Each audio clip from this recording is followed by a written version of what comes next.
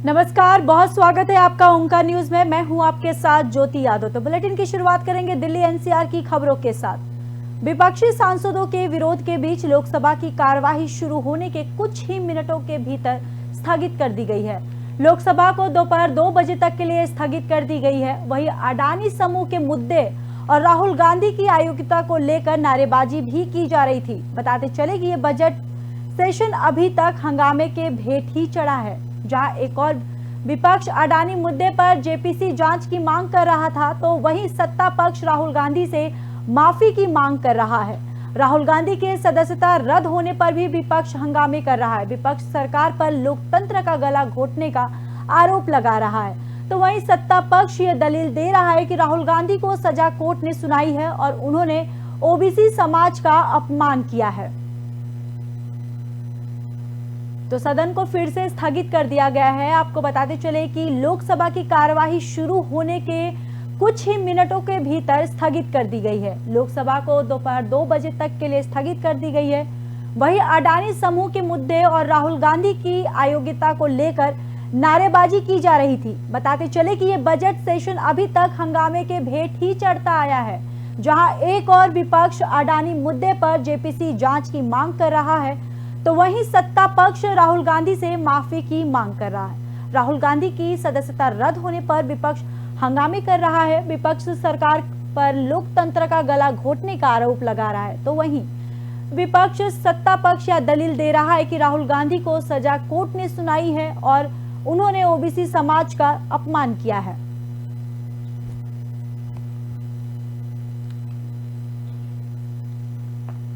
तो लोकसभा की कार्रवाई 2 बजे तक के लिए स्थगित कर दी गई है। आपको बताते चले कि अडानी समूह के मुद्दे और राहुल गांधी की अयोग्यता को लेकर नारेबाजी भी की जा रही थी। वहीं ये बजट सेशन अभी तक हंगामे के भेंट ही चढ़ाया है और एक और विपक्ष अडानी मुद्दे पर जेपीसी की मांग कर रहा है, तो वहीं सत्ता पक्ष राहुल गांधी से मांग कर रहा है। राहुल गांधी की सदस्यता रद्द होने पर विपक्ष हंगामा कर रहा है। वहीं विपक्ष सरकार पर लोकतंत्र का गला घोटने का आरोप भी लगा रहे हैं, तो वहीं सत्ता पक्ष ये दलील दे रहा है कि राहुल गांधी को सजा कोर्ट ने सुनाई है और उन्होंने ओबीसी समाज का अपमान किया है।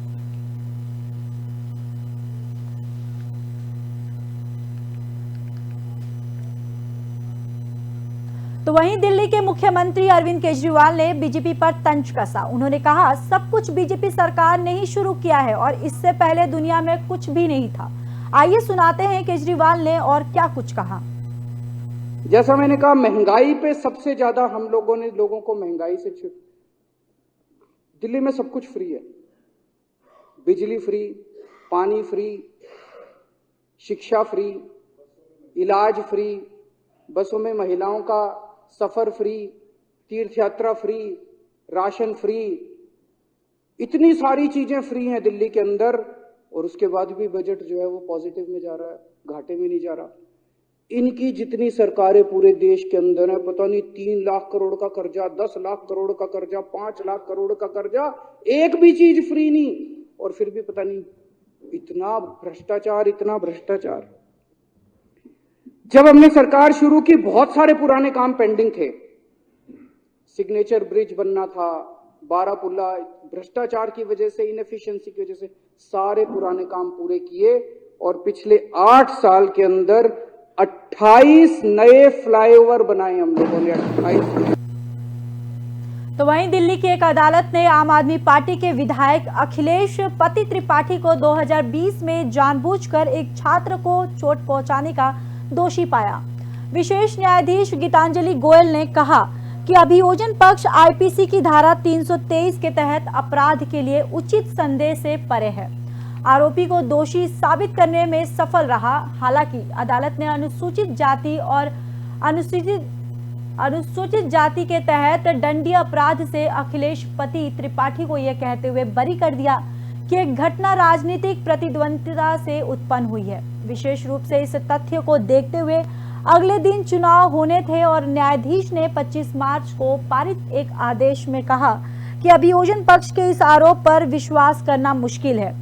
वहीं अभियुक्त ने शिकायतकर्ता के खिलाफ जाति संबंधी कोई टिप्पणी की थी। ऐसा तो बिल्कुल नहीं लगता कि आरोपी ने शिकायतकर्ता को अनुसूचित जाति का ना होने की वजह से अपमानित करने या डराने की कोशिश कर रही है।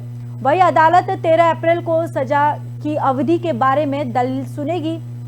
अखिलेश पति त्रिपाठी को अधिकतर 1 साल की जेल की सजा हो सकती है। तो छात्र के साथ मारपीट में अखिलेश पति त्रिपाठी दोषी पाए गए हैं। आपको बताते चले कि विशेष न्यायाधीश गीतांजलि गोयल ने कहा कि अभियोजन पक्ष आईपीसी की धारा 323 के तहत अपराध के लिए उचित संदेह से परे है। आरोपी को दोषी साबित करने में सफल रहा। हालांकि अदालत ने अनुसूचित जाति के तहत दंडनीय अपराध से अखिलेश पति त्रिपाठी को यह कहते हुए बरी कर दिया था कि यह घटना राजनीतिक प्रतिद्वंद्विता से उत्पन्न हुई है। विशेष रूप से इस तथ्य को देखते हुए अगले दिन चुनाव होने थे और वही न्यायाधीश ने 25 मार्च को पारित एक आदेश में कहा कि अभियोजन पक्ष के इस आरोप पर विश्वास करना मुश्किल है कि अभियुक्त ने शिकायतकर्ता के खिलाफ जाति संबंधी कोई टिप्पणी की थी। ऐसा तो बिल्कुल नहीं लगता कि आरोपी ने शिकायतकर्ता को अनुसूचित जाति का होने की वजह से अपमानित करने या डराने की कोशिश की है। वही अदालत 13 अप्रैल को सजा की अवधि के बारे में दलील सुनेगी।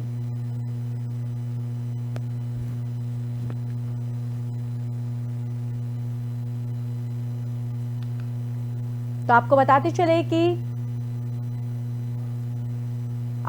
चले कि अखिलेश पति त्रिपाठी दोषी पाए गए हैं। दरअसल अदालत में अनुसूचित जाति के तहत दंडनीय अपराध से अखिलेश पति त्रिपाठी को यह कहते हुए बरी कर दिया गया था कि यह घटना राजनीतिक प्रतिद्वंद्विता से उत्पन्न हुई है। विशेष रूप से इस तथ्य को देखते हुए अगले दिन चुनाव होने थे और वही न्यायाधीश ने 25 मार्च को पारित एक आदेश में कहा कि अभियोजन पक्ष के इस आरोप पर विश्वास करना मुश्किल है कि अभियुक्त ने शिकायतकर्ता के खिलाफ जाति संबंधी कोई टिप्पणी की थी। ऐसा तो बिल्कुल नहीं लगता कि आरोपी ने शिकायतकर्ता को अनुसूचित जाति का ना होने की वजह से अपमानित करने या डराने की कोशिश की हो। अदालत 13 अप्रैल को इस पूरे मामले में सजा की अवधि के बारे में दलील सुनेगी और साथ ही साथ अखिलेश पति त्रिपाठी को अधिकतम 1 साल की जेल की सजा भी हो सकती है।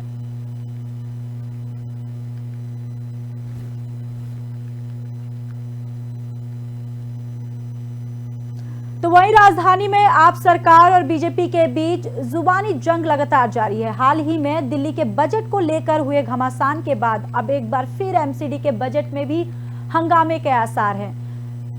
मेयर शैली ओबरॉय ने निगम मुख्यालय में विशेष बजट सभा बुलाई है जिसमें बजट पर चर्चा की जाएगी। शैली ओबरॉय का कार्यकाल 31 मार्च को समाप्त हो जाएगा। उससे पहले बजट को मंजूरी दी जानी है। वहीं दिल्ली म्युनिसिपल कॉरपोरेशन एक्ट के मुताबिक एमसीडी के बजट की प्रक्रिया नवंबर महीने से शुरू हो जाती है, लेकिन निगम चुनाव दिसंबर महीने में होने की वजह से बजट में देरी हुई।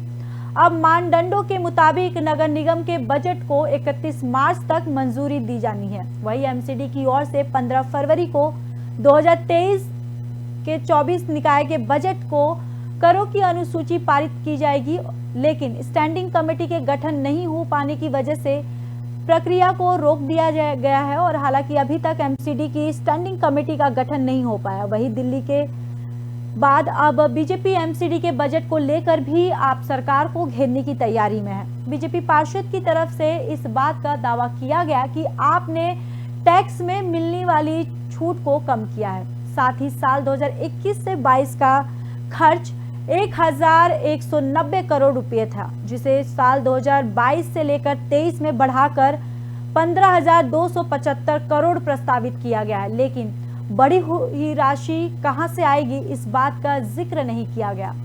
आप और बीजेपी के आरोप प्रत्यारोप के बीच एक बार फिर एमसीडी के बजट में हंगामे के आसार हैं।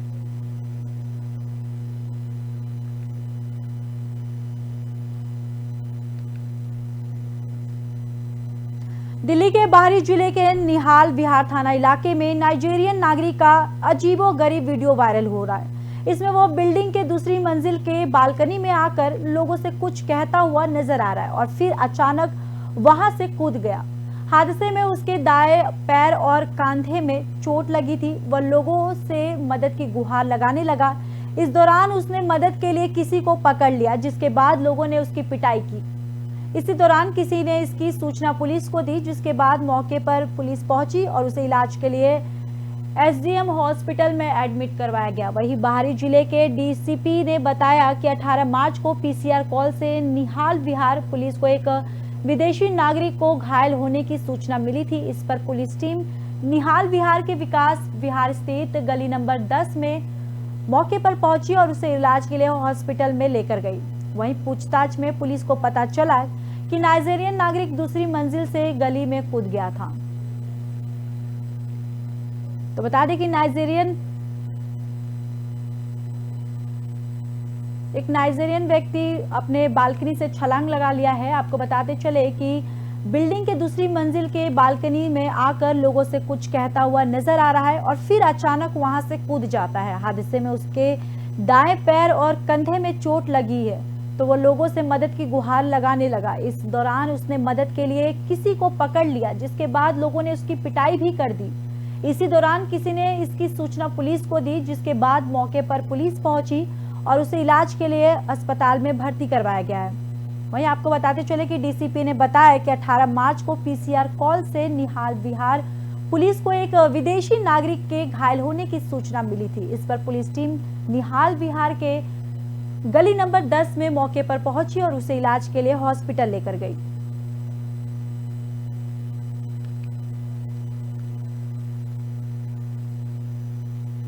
दिल्ली के मुख्यमंत्री अरविंद केजरीवाल ने सोमवार को कहा कि उनकी सरकार की मुफ्त बिजली योजना को रोकने के लिए साजिश रची जा रही है, लेकिन वह इसे किसी भी कीमत पर सफल होने नहीं देंगे। विधानसभा को संबोधित करने के बाद पत्रकारों से बातचीत में उन्होंने दावा किया कि दिल्ली की जनता को 24 घंटे मुफ्त बिजली को असहज करती है बीजेपी। उन्होंने कहा, साजिश रची जा रही है, वे किसी भी कीमत पर बिजली सब्सिडी बंद करना चाहते हैं, लेकिन जब तक मैं जिंदा हूं ऐसा नहीं होने दूंगा। केजरीवाल ने यह भी कहा कि बिजली डिस्कॉम को दी जा रही है, सब्सिडी का ऑडिट किया जाएगा। उन्होंने कहा, जब हमने 2013 में दिल्ली में सरकार बनाई थी तब हमने डिस्कॉम को ऑडिट का आदेश दिया था। इससे पहले दिन में दिल्ली की ऊर्जा मंत्री आतिशी ने कहा कि केजरीवाल ने डिस्कॉम को दी जा रही सब्सिडी के ऑडिट का आदेश दिया है, ताकि यह पता लगाया जा सके कि क्या कोई विसंगतिया है।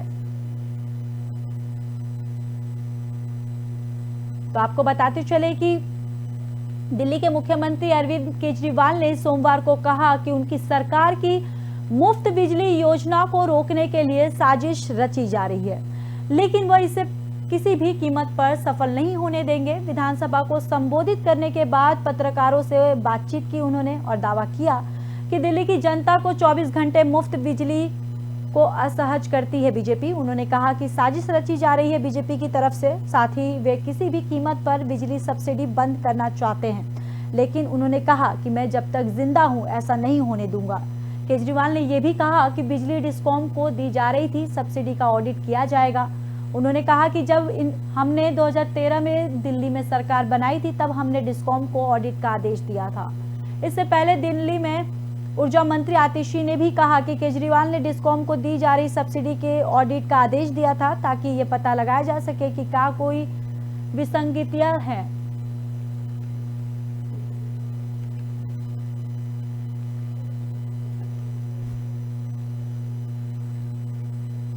भारतीय रेलवे की बदलती तस्वीर की पहचान बन चुकी है वंदे भारत एक्सप्रेस। एक बाद एक इसमें नई कड़ियां जुड़ती जा रही हैं। केंद्र सरकार की ओर से दिल्ली से दूसरे राज्यों की कनेक्टिविटी को आसान बनाने के लिए अब राजधानी के रेलवे स्टेशन से दूसरे राज्यों के लिए वंदे भारत एक्सप्रेस ट्रेन की शुरुआत की जा रही है। तो यात्रियों को एक बड़ी राहत मिली है, जहां पर भारतीय रेलवे की बदलती तस्वीर की पहचान बन चुकी है अब वंदे भारत एक्सप्रेस। एक के बाद एक इसमें नई कड़ियां जुड़ती जा रही हैं। केंद्र सरकार की ओर से दिल्ली से दूसरे राज्यों की कनेक्टिविटी को आसान बनाने के लिए अब राजधानी के रेलवे स्टेशन से दूसरे राज्यों के लिए वंदे भारत एक्सप्रेस ट्रेन की शुरुआत की जा रही है।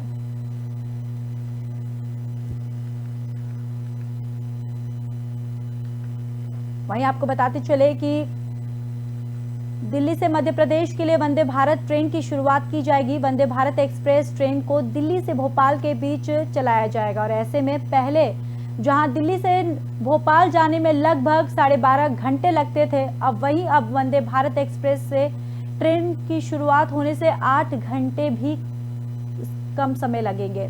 वहीं आपको बताते चले कि 694 किलोमीटर की दूरी तय कर सकेंगे और इस रूट पर वंदे भारत ट्रेन का संचालन सप्ताह में 6 दिन किया जाएगा, जबकि शनिवार को दिल्ली से भोपाल के लिए वंदे भारत ट्रेन का संचालन बंद रहेगा। अगर समय की बात करें तो दोपहर 2:30 पर दिल्ली से भोपाल के लिए चलेगी ये ट्रेन और वहीं भोपाल पहुंचने का समय 10:30 बजे का बताया जा रहा है। भोपाल से दिल्ली के लिए ये ट्रेन सुबह 5:30 पर रवाना होगी और दोपहर 1:45 पर दिल्ली पहुंचेगी।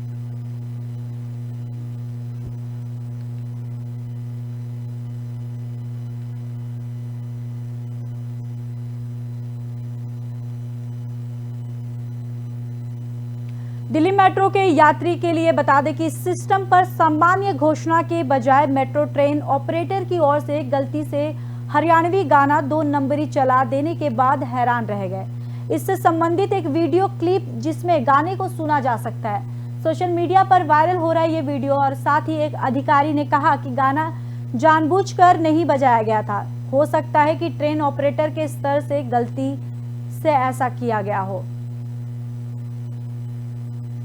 तो दिल्ली मेट्रो के यात्री पीए सिस्टम पर सामान्य घोषणा के बजाय मेट्रो ट्रेन ऑपरेटर की ओर से गलती से हरियाणवी गाना 2 नंबरी चला देने के बाद हैरान रह गए। इससे संबंधित एक वीडियो क्लिप जिसमें गाने को सुना जा सकता है और वही ये वीडियो सोशल मीडिया पर जमकर वायरल हो रहा है। एक अधिकारी ने कहा कि गाना जानबूझकर नहीं बजाया गया था, हो सकता है कि ट्रेन ऑपरेटर के स्तर से ये गलती हुई हो।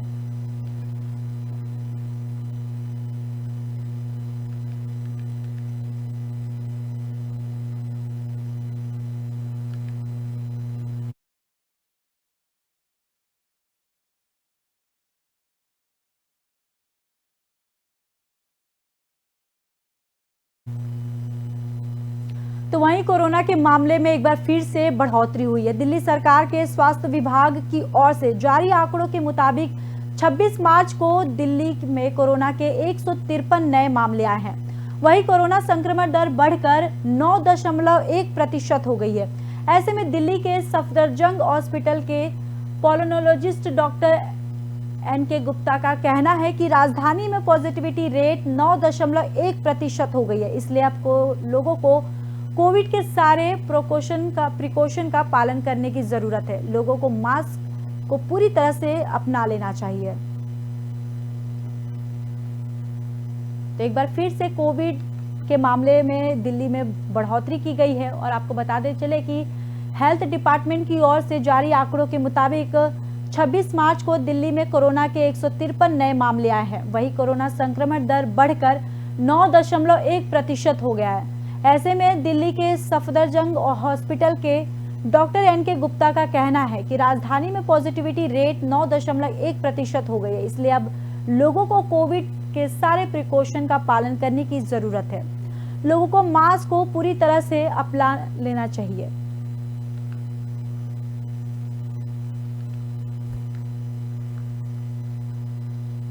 तो फिलहाल खबरों में इतना ही। बाकी खबरों के लिए देखते रहिए ओंकार न्यूज।